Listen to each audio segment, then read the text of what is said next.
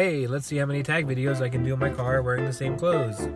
Welcome to another episode of BookTubers in cars doing tag videos. Hit it. Alright, here we go. This one is the Out of My Comfort Zone tag. This was created by Emma Books and I was tagged by BiblioAtlas. Thank you.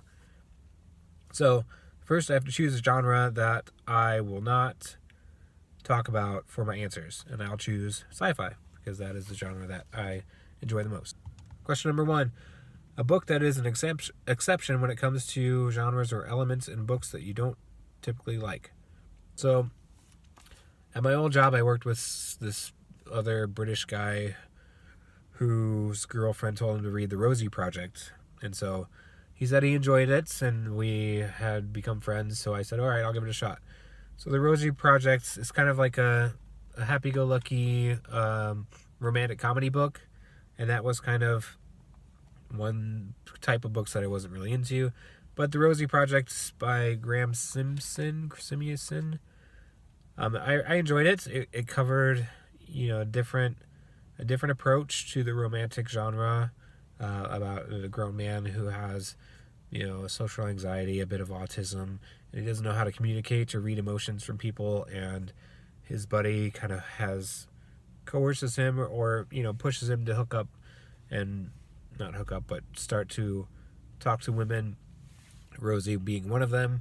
And so the main character really likes Rosie, so he makes kind of a spreadsheet, if you will, or documents or a form or all those type of things to create a project in order for her to become acquaintances with him. So I enjoyed that book. That was good. Number 2, a book you enjoyed from a genre you previously held some stigma about. This one was tough because I don't really read books if I have a stigma about the genre. I suppose one would be kind of non-fiction, science-y kind of books. I typically would think that they're pretty dull and boring. But there was one that I found that was called Every Data, the misinformation hidden in the little data you consume every day. And that talked about all of the statistical information, correlation, causation. When you see studies that say 85% of Americans think this, it goes into a bit of the definitions of statistics and medians, means, sample sizes, outliers, and all that kind of things when it comes to reporting and pulling those type of clickbait titles and what the real truth is, and to educate yourself on the studies that happen behind all of these reports before you just go believing the headlines that say, people prefer X over Y or why people think this. So it was a very interesting book about all the news reports and all the stuff that you see every day, and that they don't always resemble what you think that they resemble because the numbers can be twisted, the headlines can be twisted in order to get you to read it. And typically, I thought science-based nonfiction stuff would be dull and boring and put me to sleep, and it'd just be a bunch of science guys talking about things. But this one was really interesting. I liked it a lot. All right, number 3, a book you didn't know was actually out of your comfort zone until you started reading it. I think there were a couple. One was Station 11 by Emily St. John Mandel. So I had thought that this book would be more of a science fiction book, but it was more of just kind of a fiction book, less science fiction. It was more, of the character studies, and I think the book suffered for me more that it had drowned a little bit in the backstory of all these characters, and I was wanting a bit more action and movement to the whole thing, but every other piece of it was flashing back to this traveling orchestra, which too I wasn't interested in the orchestra aspect of everything either. So that one was kind of an odd one that I ended up not liking very much. And another one I would say is Welcome to Night Vale Now, I picked up the book because a buddy of mine said that I would probably like it, and I hadn't listened to the podcast, but for like 1 or 2 episodes, and I said, oh, this is kind of odd.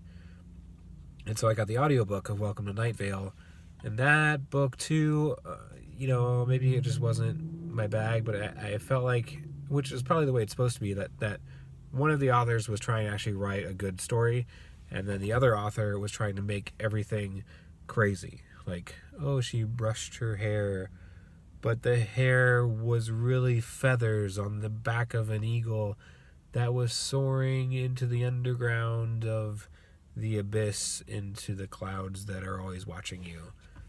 Well, yeah, okay. Just get on with the story. So those were a couple books, I suppose, that I didn't really enjoy because I had the wrong expectations going into them. So I wouldn't say they were out of my comfort zone. Just that's the best that's the best answer I can get. And that Welcome to Night Vale was more of a fantasy horror book than it was like a sci-fi book. I don't know. It's weird. Number 4, pick a friend or booktuber that motivates you to pick up books you might not normally be interested in. What's a book out of your norm that they convince you to give a try? I don't really know. I kind of have a clear idea of what I would like or not like. I know Pal from Super Pal convinced me not to read Night Film because after watching her vlog and they're talking about it, it didn't seem like it was all that interesting. But I commend her admiration for continuing to read it. There are a few books from Jess Reed's books that I've read, but they were kind of already on my TBR, like Kings of the Wild and A Big Ship at the Edge of the Universe, which I have not yet read, but it was on my radar too, so I'll pick that one up. But there's not really other people. Sorry, I'm not supposed to mention like sci-fi books. Oh yeah, there was one I have written down, which was the BookTuber William Sargent, Better Than Food book reviews.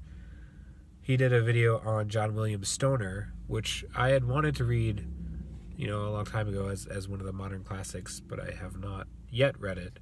But watching his video made me want to read it more. So I'll get to that one eventually. Number 5, a book that is out of your comfort zone that you would like to read. I mentioned this, I think, in my previous question 2, which is I would like to read Brief Answers to the Big Questions by Stephen Hawking, and which is in a genre of nonfiction, sciencey kind of stuff, which isn't really my comfort zone, but I would like to kind of get into those more sciencey based nonfiction books, Stephen Hawking and Carl Sagan, those astronomer type people, and Neil deGrasse Tyson. Those type of books I would kind of like to get into more and get my brain educated with some science-y space knowledge. Number 6, a book or genre so out of what you normally would read that you probably never give it another chance. Romance books. Sorry, call me cynical, call me cold-hearted, but I don't need some romantic, sappy garbage to spend my time on. I want to go to space and learn about alien civilization that doesn't exist. And finally, in the spirit of the tag folks who read differently than me and who I've never tagged before. I've seen a bunch of people do the out of my comfort zone tag before, so I haven't researched well enough to know who hasn't done it and who I should tag. So I'll find some people and shout them out on Twitter and put them in the description below. Hopefully they can do this tag as well. So I hope you enjoy it. Like and subscribe.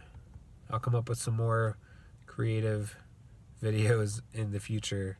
Let me know if you like tag videos or not. Let me know if you have read any of these books. Let me know your answers and all that good stuff. Leave a comment, and I will see you later. Bye.